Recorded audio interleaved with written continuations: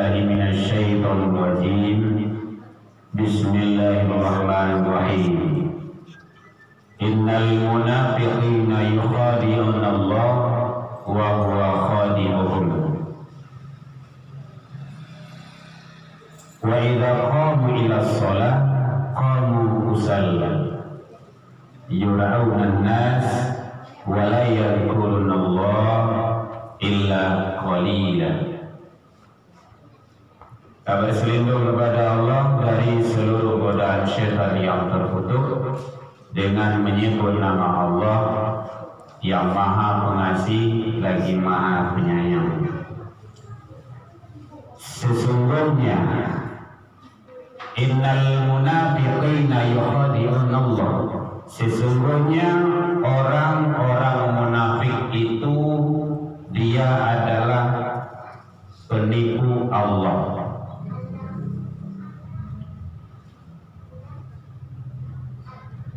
Bapak Ibu hadirin kaum muslimin, di dalam Al-Quran surah An-Nisa surah yang keempat ayat 142 Allah menjelaskan karakter, ciri-ciri khas, model, bentuk-bentuk sifat orang-orang munafik adalah yang pertama sekali yukhadi'un Allah, dia berusaha dan berupaya untuk mengadakan penipuan-penipuan bahkan terhadap Allah sekalipun. Bapak Ibu hadirin kaum muslimin rahimakumullah. Jadi model karakter orang munafik itu dia berusaha untuk mengadakan menipu atau mengicu apa suaranya. Bahkan dia berusaha untuk menipu Allah. Nah, coba jangankan kita manusia, jangankan awak sebagai kawannya, Allah saja dia berusaha untuk menipunya. Bapak Ibu hadirin kaum muslimin rahimakumullah. Sebenarnya dia kembali kepada dia sendiri. Makanya karakter orang munafik itu sangat berbahaya. Kalau di Minang orang munafik itu anggap gelia ngamuk. Itu apa? Hai. Aduh ibu-ibu. Oleh iya, di Kasuruh ada nampak benar. Jadi kalau di Minangkabau tanda-tanda orang munafik itu anggap gelia ngamuk. Oleh jawab apa? Nyomu anggap tapi tidak. Biasa mau anggap dekat dia. Nyomu gelia dia mau ya. Itu susah tuh. Jadi mendalami memahami orang munafik itu, makanya kata Rasul, orang munafik itu lebih berbahaya daripada orang kafir. Dia yang punya mata pedang dua. Tidak ada pesuo, yuk kita disembah yuk. Tidak ada kapai, kepulang di sentuh aja. Hati-hati. Jangankan kita, Allah saja dia berusaha untuk menipunya. Aduh, ini gawatnya. Makanya orang di Minangkabau itu kehebatan dengan falsafahnya.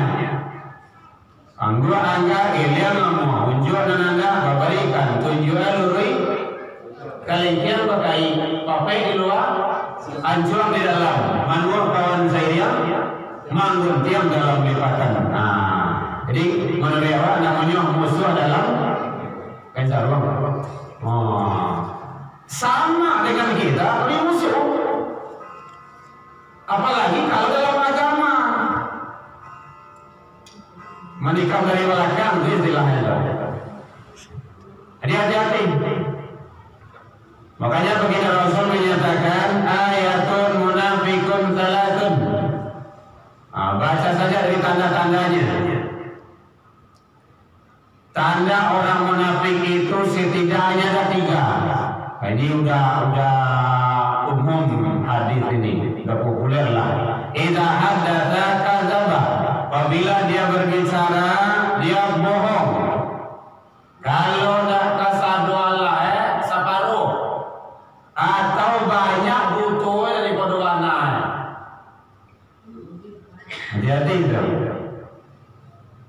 di mukola rancak lemak maninya pandai babinya ayah, tapi di belakang dia menikam. Wa idza wa'ada akhlafa kata Rasul. Apabila dia berwa'ad, berjanji-janji manis, janji-janji lama Jawa, dia mengingkarinya. Wa idza tumina khana. Kalaulah dapat amanah, dititipkan amanah keknya, maka dia khianat. Nah, itu yang bahaya itu. Jadi soalnya anda perlu menuduh-nuduh. Oh dia munafik sekali. Jadi kalau udah lengkap itu dia munafik.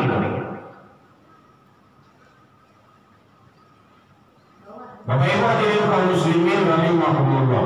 Jadi orang munafik itu dia berupaya, berusaha bahkan untuk menipu Allah sekalipun. Hakikatnya dia adalah menipu dirinya sendiri. Bapak Ibu hadirin kaum muslimin rahimakumullah. Jadi kita hati-hati dan waspada, baik di kantor sama karajo, di sekolah, di pasar, di masajo, termasuk dalam agama sekalipun, kalau dia sudah mengarah kepada munafik, itu adalah manusia yang sangat berbahaya. Bapak Ibu hadirin kaum muslimin rahimakumullah, dan berselindung kepada Allah dari sifat-sifat nifaq, orangnya munafik. Yang kedua, karakter ciri khas orang munafik itu adalah wa idza qamu ila shalah qamu kusal. Apabila dia diseru, dipanggil untuk mendirikan sholat, dia selalu dalam keadaan malas, malih.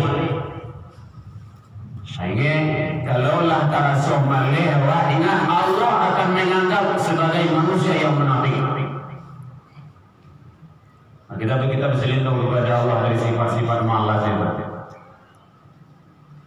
Kenapa? Hadirin kaum muslimin, karena ibadah sholat itu adalah sangat menentukan seseorang hamba itu.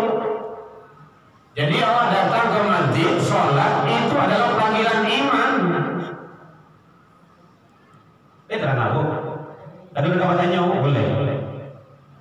Nah, nyawa dibuka, boleh tanya jawab. Dia tidak boleh tanya jawab itu khutbah Jumat.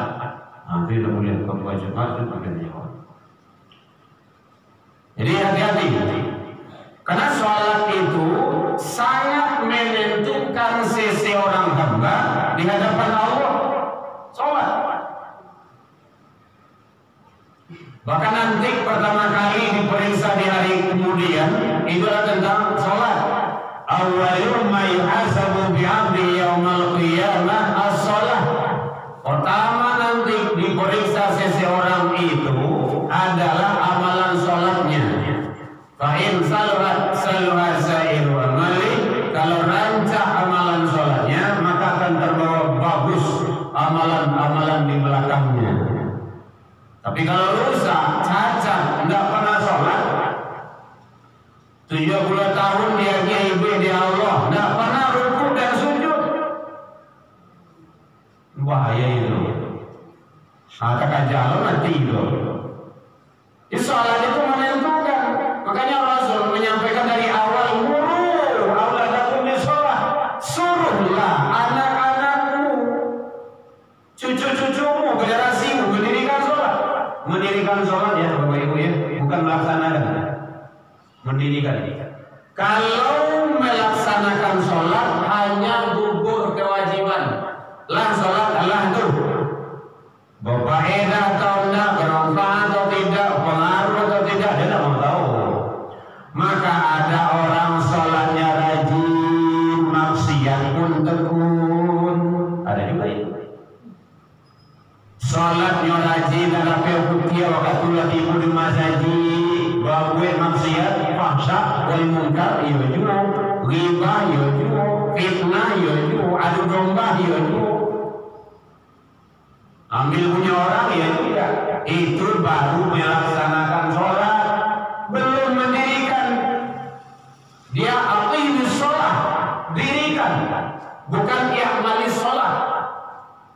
Kalau i'malis sholat, karajo sholat, lakukan sholat, tapi aqimis sholat, qama yaqumu, dirikan. Beda itu. Maka dalam ilmu tauhid, ilmu tasawuf ada sholat sebelum sholat, ada sholat di dalam sholat, ada sholat sesudah sholat. Artinya apa? Nilai-nilai ibadah sholat itu teraplikasi, terjalankan, terlaksanakan dalam hidup kehidupan sehari-hari. Di sanalah fungsinya kata Allah, inna sholata tanha anil fahsya wal munkar. Kalau dia betul-betul sholat dan sholatnya betul, maka dia akan tercegah, bisa mencegah dari perbuatan keji dan mungkar. Kalau tidak bisa berarti belum, hanya sekedar melaksanakan sholat, gugur kewajiban. Jadi sholat sangat penting sekali. Kadang ada juga yang memahami, oh tidak perlu rukuk dan sujud itu loh, cukup karena si Allah dan Allah itu, karena si Tuhan itu. Itu ajaran apa namanya itu? Eliam apa itu? Dia surat Toha ayat udah balik nyebutan sedikitnya paling akhir surat Toha itu, innani anallah, kata Allah, sesungguhnya aku ini ialah Allah, la ilaha illana, tidak ada Tuhan kecuali aku, fa'buduni, maka sembahlah aku, kata Allah. Aqimus shalah li zikri, dirikanlah salat untuk mengingatku. Nah, yang bekas deh, karena saya Tuhan tuh, adalah tuh, sama yang salat tuh mah. Itu yang salahnya, itu yang tak benarnya. Jadi dalam teorinya, setiap salat pasti kita mengingat Allah. Dan tidak setiap mengingat Allah dikatakan sholat. Ibu sedang duduk ini juga, karena ya Allah, karena aku. Ibu sedang sholat, sedang duduk. Duduk kan? Berarti tidak sedang sholat kan? Tidak sedang sholat, sedang duduk. Jadi setiap sholat kita wajib mengingat Allah. Tidak setiap mengingat Allah dikatakan sholat. Nah, sama gitu. Ya kadang-kadang kan dibuka itu. Karena itu sholat itu adalah itu. Karena itu bayar tak perlu rukuk sujud itu. Nah, itu ajaran Eliam. Apa namanya? Jadi sholat itu pakai rukuk, pakai sujud. Orang-orang yang tidak mendirikan sholat berarti dia sudah tergolong ke dalam orang-orang yang sangat membahayakan. Bahkan di sini dicap sebagai orang munafik. Wa idza qamu ila shalah, apabila dia berseru untuk mendirikan sholat, qamu kusal. Dia dalam keadaan malas. Jadi bermohon kita kepada Allah, mari kita didik diri kita, keluarga kita, ayah jomandeh rajin sholat, anak. Lihat, karena keluarga, selamatkan keluarga kita dari api neraka. Kalau Allah taat orang tua, anak. Kalau Allah taat suami, istri. Dan untuk awak saja.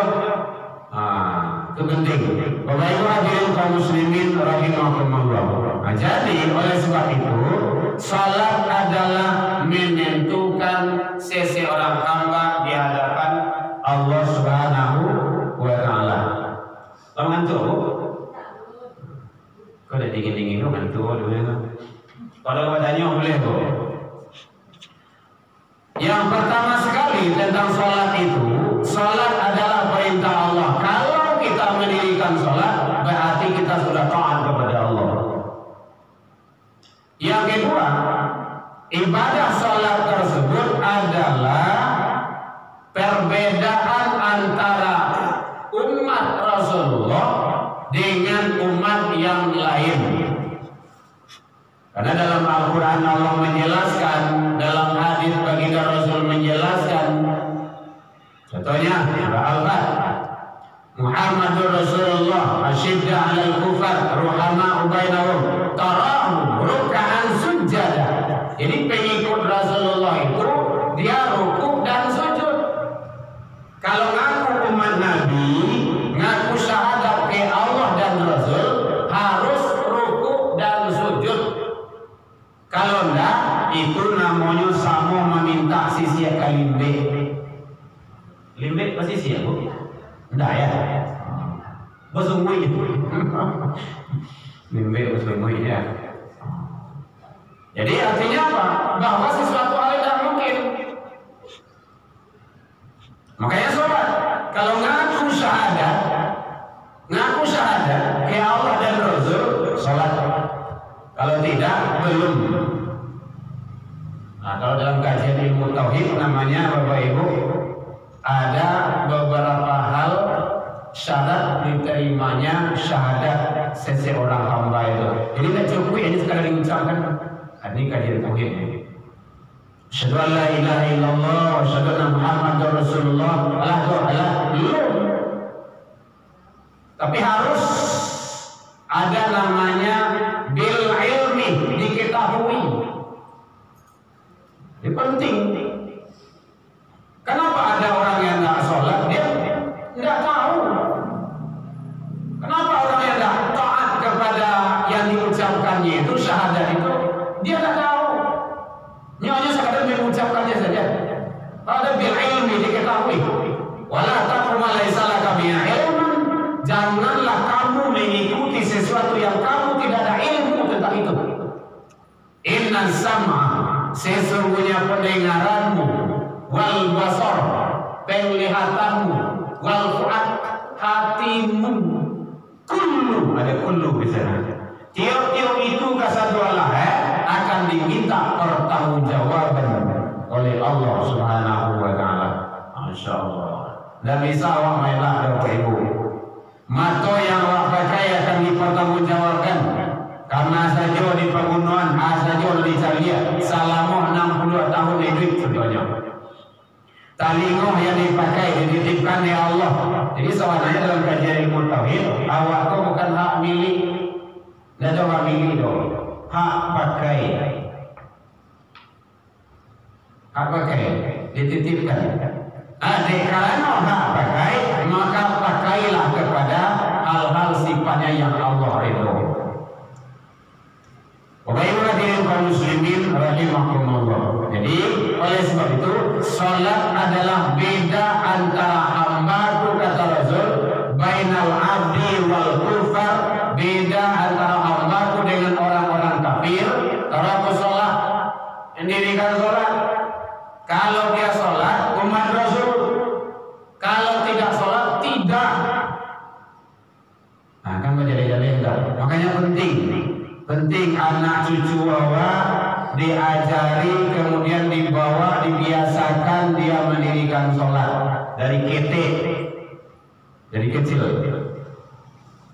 biasakan. Karena orang Minang mengatakan dari kete taraja-raja lagadang terbawa-bawa letuwo terbah tidak kamati.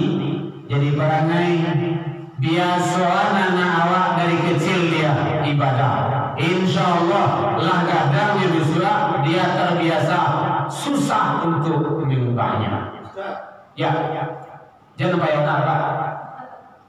Masih ada tanggung jawab seorang bapak atau ibunya dalam anak yang telah berkeluarga terhadap anak tentang sholat. Tentang sholat. Berapa? Makasih Pak. Masih adakah tanggung jawab orang tua saya lagi hidup tua, ayah dan ibu tentang kepada anak itu lalu keluarga, atau lah menjadi ayah udang atau mandi udang. Bapak Ibu hadirin kaum muslimin, kira-kira pertanyaan beliau, awak sampai bilo berhubungan antara ayah jo mandi atau ayah jo mama tuh jangankan sampai mati, sampai akhirat. Nanti ditanya, nanti siapa? Anak siapa? Nanti mau masuk surga itu ayahnya nanti disekap dulu. Oh, kenapa? Ditanya tuh ada masalah. Apa masalahnya?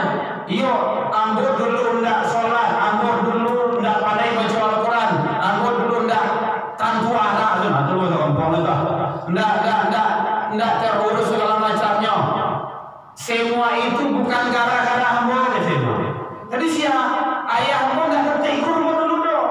Beliau pas sholat pahit saja, mandai ambo pahit saja. Ambo sarang dua nih kadai, beliau biasanya. Oh gitu ya, panggil. Jadi masalah sampai akhirat. Jadi artinya apa?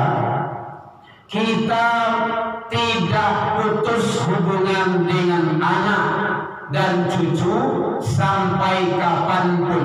Berarti tanggung jawab kita tidak terputus hanya sampai dia berkeluarga. Contoh, sebentar ibu. Contoh, datangnya ke rumah wak itu kan, mampu anak cucu wak dibunya wak. Setidaknya kak pulang disali aja, lay sholat. Anak kadang-kadang layah, walaupun di muka wak layah senyum gitu kan. Walau layah sholat, menjadi ayah orang, nggak sholat tuh. Jadi artinya bahwa kita tetap menyampaikan, mengajak, membimbing. Ud'u ila sabil, ajaklah manusia itu ke jalan Tuhanmu, apalagi keluarga awak dan turunan awak. Nah, kan seperti itu. Jadi tidak ada batasnya Bapak, tidak ada terputus. Walau dia sudah berkeluarga, lah punya keturunan bulu, lah punya istri. Jadi tetap kita saling menyampaikan. Oh mungkin dah ke rumah ni doh, nyoman telepon saja nyo. Ya mama, awak dah bisa pulang kampung doh. Awak jauh, mohon doa ya mama papa, mohon maaf lahir dan batin. Ayolah, papa gitu yo, mama gitu yo. Habis kau jo, jangan lupa sembahyang, jangan lupa sholat. Ayo mah. Nanawa tetap mengingatkan, karena setiap ucapan kita itu dalam doa. Nah gitu. Jadi dalam konsep agama, Bapak Ibu hadirin, kita tidak terputus hubungan bahkan sampai nanti ke akhirat sekalipun. Ibu tadi nyambung sampai mati lah. Gitu. Ya silakan Ibu.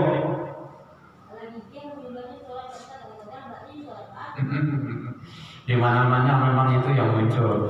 Lo busa-busa dulu ya awak di menyuruh sembahyang sholat, nggak mampu aja tuh.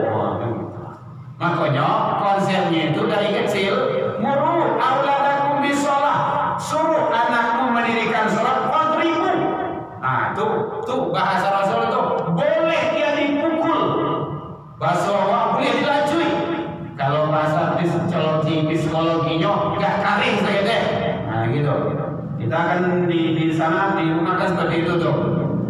Sholat, ya. Nyuruh dua euro. Lah selesai udah azan ya karena nggak kalian ada atas terbaik. Tuh pukulan bagi ini masalah itu. Bukan harus ditampaknya loh. Maka harus ditampar dia kan. Dipukul itu bisa saja dari segi bahasa, nggak kali. Nah gitu. Algonya masih memandang. Hei. Lah kan main orang sholat, bisa saja betul. Nah pokoknya nak muah pakai carolah kayak gitu. Nah gitu. Jadi kalau kita seperti itu bisa no. Kalau nampak awak keluar ke sholat lah, nanti yang bermain-main sandal main apa di luar di lama itu tentang panci yang dari itu. Benar Pak? Karena kita biasakan, walaupun dah anak kandung awak sholat, anak orang lain, asal keluar dari rumah, nggak ada ceritanya. Ambu ya. Walaupun dia duduk di rumahnya, kadang-kadang dia cuma dia betul lah. Pokok tugas awak dulu sepanjang perjalanan awak dari rumah ke rumah saji akan menjadi saksi di hadapan Allah. Saja yang awak kerajuan. Nampak anak di dia saja, berarti seolah-olah saruku masaji itu hanya milik orang putu saja.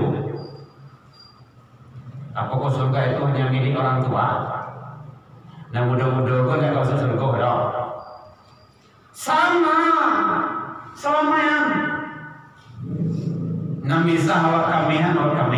Nah gitu. Jadi tetap kita ingatkan itu dalam rangka kita supaya nanti di hadapan Allah, di mahkamah Allah, kita dalam berhadapan dengan masalah-masalah itu sudah ada yang bisa dipertanggungjawabkan. Kan nyanyi Bapak Ibu dulu itu. Ada tanya apa? Ada tanya dia. Daripada ke belakang jangan buku Pak. Yo, di belakang. Ayo. RT. Nah. Kamu tanya warga nah. Kebahagiaannya 5.000 Pak. Masya Allah. Semayang sampai lari. Masya Allah. Iya betul. Baik Bapak Ibu hadirin. Jadi sholat itu sangat penting. Maka begitu Rasulullah menyampaikan, beda antara hambaku dengan yang bukan umatku kalau bersolat. Bahkan kata Rasul, awak nggak ada kepian loh, nggak ada piti haji dan umroh, masih dianggap sebagai orang Islam. Kadang puasa bolong-bolong tahu Pak, umpang, nggak ada puasa kadang enggak, masih dianggap sebagai orang Islam. Nggak mampu kita banyak berbuat kebaikan, masih dianggap sebagai orang Islam. Kalau meninggalkan sholat, kafir. Man taraka sholat faqad. Jadi ada qad di sana. Qad. Bapak Ibu yang ahli bahasa Arab mungkin paham itu.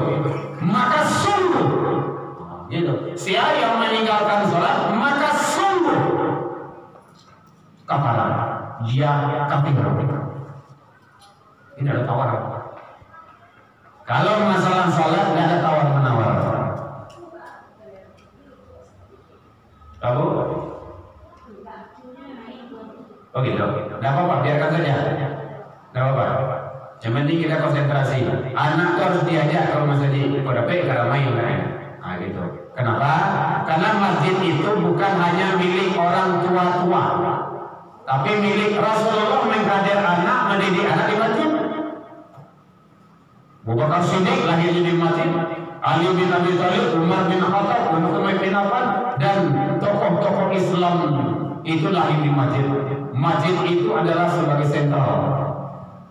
Jadi jangan ada sejarah ceritanya bahwa ada masjid melarang anak maju. Aduh, bahaya itu. Tidak boleh. Kan kita juga bahagian dari anggota Dewan Masjid Kota Padang, makanya kita sampaikan. Karena ada kedengaran sama kita, ada salah satu masjid di Kota Padang ini yang melarang anak-anak ke masjid. Itu kan bahaya itu. Tidak boleh. Hati-hati. Hadirin kaum muslimin rahimakumullah. Jadi salat adalah penentu seseorang hamba itu di hadapan Allah Subhanahu wa taala. Salat adalah selanjutnya salat adalah sebagai pembersih, sebagai pengurai, sebagai apalah istilahnya itu, membersihkan kesalahan-kesalahan kita itu dengan ibadah, taat kepada Allah. Masalus sholawatil khams, perumpama sholat 5 waktu itu kama salin nahri, sebagai seumpama atau bagaikan ada di depan rumah awakku sebuah sungai. Sungai kota air kalau di orang itu kan.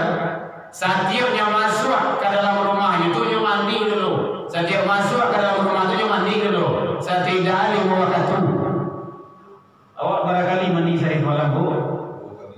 2. Ada 3 ada 2. Itu lawarasi ya Pak ya. Itu lawarasi menurut awak tu. Akhirnya mandi 5 waktu sehari semalam. Kan hebat itu. Jadi sholat itu adalah bagaikan sebuah sungai di depan pintu rumah seseorang. Masalus sholawatil khams kama salin nahri. Kemudian dia setiap masuk ke dalam rumahnya itu dia mandi, setiap masuk mandi, maka pasti dia bersih. Hebat sholat itu. Setiap orang membasuh dalam wudu itu penggugur dan pengurai. Baca dalam kitab tauhid ini. Awak kumua dosa yang ada di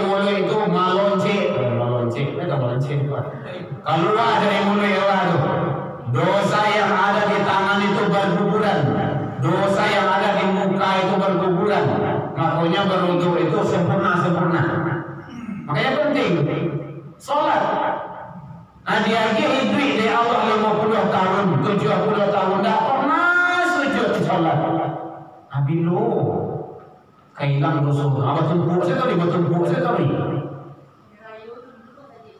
Dirayu kadang-kadang dah loh, dari belakang loh. Jadi sangat, makanya cerdas kita ibadah. Ibadah itu untuk diri sendiri, bukan untuk Allah. Lain taat manusia semuanya di atas bumi ini, Allah tidak berubah. Atau membalakan sedolahnya, tidak ada yang taat kepada Allah, Allah juga tetap akbar. Tidak ada pengaruhnya bagi Allah. Kembali kepada sang hamba itu sendiri. Jadi oleh sebab itu, salat adalah sangat menentukan sekali. Biasanya anak-anak awak dari kecil, cucu-cucu awak, supaya tak muncul beko, lapan awak di mana juga ada nama suka ayam itu. Supaya tak muncul itu. Kenapa? Ini orang di SMA saja, alat kuliah susah. Atau kalau gini saya suka sholat, susah. Memang susah. Karena itu orang Minang kayak gitu dari kita taraja-raja. Karena tarajanya dulu tidak. Tentu tadi sudah gitu. Jadi makanya anak itu kita selamatkan dunia akhirat. Sayang anak bu. Baik, alhamdulillah. Cucu sayang bu. Baik, itu sunatullah fitrah. Kau sayang ke anak ke cucu, dunia akhirat bu. Jangan dunia saja. Kadang sayang karena anak dileskan, les matematika, les komputer, les bahasa Inggris, les bola, les futsal, les dua lah diles sampai lesui anak itu diles boleh. Dia tak banyak ada. Pak izinan awak mengaji nyoles. Lama ketemu ngaji di bude. Dia soal tak sama itu. Santi yang anak awak bahasa Inggris. Masuk menikah dalam kubur, masuk dalam kuburnya. Dia tanya malaikat bahasa Inggris, pun bikinnya. Tidak. Jadi tanya sholat. Itu tadi itu. Awal lumayi rasa bodoh. Hadis diriwayatkan oleh Imam Muslim. Maka penting. Nah kalau sayang anak karena cucu, salamnya dunia akhirat. Contohnya, kadang-kadang suara azan subuh disiko, salatu khairun minan naum. Ayam jemandeh balagi ambil talaku, ambil sajadah, ambil makanan, ambil uduk, barangke karumah jadi. Anak bapak dia lalu atau banyak kuat. Jawab seorang-seorang salah. Gitu. Tidak usah dijawab. Seorang-seorang saja dulu. Awak bayi. Kalau di padi lalu itu secara tidak langsung awak mengicip. Ayah dan mama sampai kasar dulu nih. Tunggu di pintu neraka ya. Mau itu lima. Sekolah yang 7 hari ya baru ibu. Lalu aja hari ini jam 7 atau jam berapa ke sekolah? Jago? Enggak ke sekolah. Talambil sekolah. Ibu negari sekali. Enggak sholat subuh. Anyam-anyam saya. Jagoannya. Contoh, andaikan Allah takdirkan, dia namanya mujuah dan dapat diraih, malam dan dapat ditulak. Jam 3 malam rumah awak tawakal, api lah kadang, anak cucu sedang lalu, awak padiannya lalu atau jagoan bu? Jagoan. Nggak namanya jago doh, namanya apa?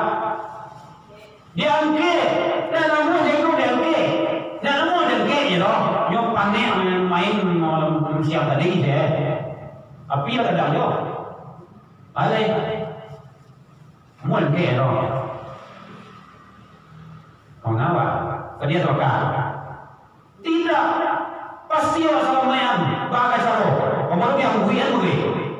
Ingin menyelamatkan anak dari api kebakaran api dunia itu. Kini selamatkan anak cucu awak dari api akhirat. Salah satunya adalah dengan ibadah sholat. Menjalankan biasanya Bapak Ibu, menjalankan biasa. Kalau tak biasa insya Allah tak ada. Mungkin sehari, 2 hari, seminggu, 2 minggu, nah jago. Orang udah ngaji-ngaji. Boleh dia mengaji jago lah. Karena menjago itu kan betul-betul. Kalian mau mini, 10 mini gitu kan. tadanya azan, tuh. Tadi dari jagoan, kurang azan, dua. Sampainya nama, jangan sampai mindah loh. Kadang-kadang kan orang azan, tinggal saja lain. Mau nanti ya, bayang nanti ya, bayang anak. Itu caranya. Nanti masalah anak, masalah pendidikan, kalian saya. Belum dia iya, siram. Kopi ko tahu kalau apa? Ada salah pi. Air itu dulu. Air es. Nah pokoknya semua, mana perlu? Nah kalau kita ikut-ikutan saja. Nanti udah besar, udah dewasa dia akan mencari hakikat kebenaran itu. Awal dulu kayak gitu, jadinya ikut ayah awak, ikut mandi awak, ikut guru awak. Lalu awak akan mencari kebenaran itu. Al-haqqu min rabbikum, kebenaran itu kan datang dari Allah. Nah gitu. Tidak mau, harus diusahakan. Jadi sholat adalah sangat penting sekali menentukan seseorang itu di hadapan Allah Subhanahu wa Ta'ala. Agar tidak bermasalah nanti kita di hadapan Allah, maka ibadah sholat jangan sampai diabaikan. Nanti ada generasi-generasi yang mengabaikan sholat. Khalafa min ba'dihim khalfun adha'us shalah. Nanti akan datang sesudahmu, pengganti-penggantimu, generasi-generasimu, kata Allah, mereka itu adalah adha'us shalah, menyia-nyiakan sholat. Nah, kalau sholat lah mulai disisiwan, tuh alamnya ada beres tuh. Kalau dah jam menjelang asar, main pertandingan dah mulai loh. Masuk betul.